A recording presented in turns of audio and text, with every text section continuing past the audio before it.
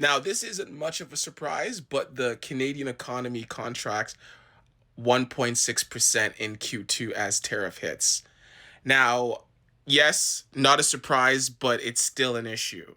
Now, this chart shows a lot. This is the first time Canada's GDP has been in the negative territory since 2022.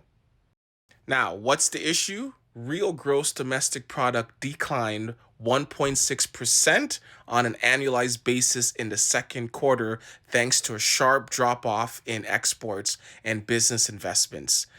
In other words, Trump's tariffs in the auto, aluminum, and steel industries. To the extent international exports of passenger cars and light trucks plummeted 24.7% in the quarter. Industrial machinery, equipment, and parts exports declined, as did travel services. Investments in machinery and equipment, meanwhile, was down 9.4% in the second quarter, the slowest pace observed since 2016 outside the COVID-19 pandemic. Our imports also fell sharply, and this was due to the counter tariffs that we placed on the United States. Imports were also down last quarter as Ottawa fired back with counter tariffs against the United States, discouraging US firms from selling to Canada. A drop off in Canadians and travel to the United States during the trade war also lowered imports. Now, there's a reason why Q1 there was growth. The decline in imports helped to offset the drop in GDP.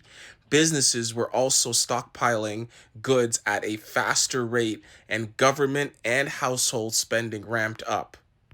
Pretty much as soon as these companies heard a whiff that these tariffs were coming in, they bought products and they stockpiled them, which is what softened the blow, right? So now these products are selling through, and with the tariffs active, prices are kind of going up now. Economists are split because some think with a weak growth, the Bank of Canada will be cutting rates in September.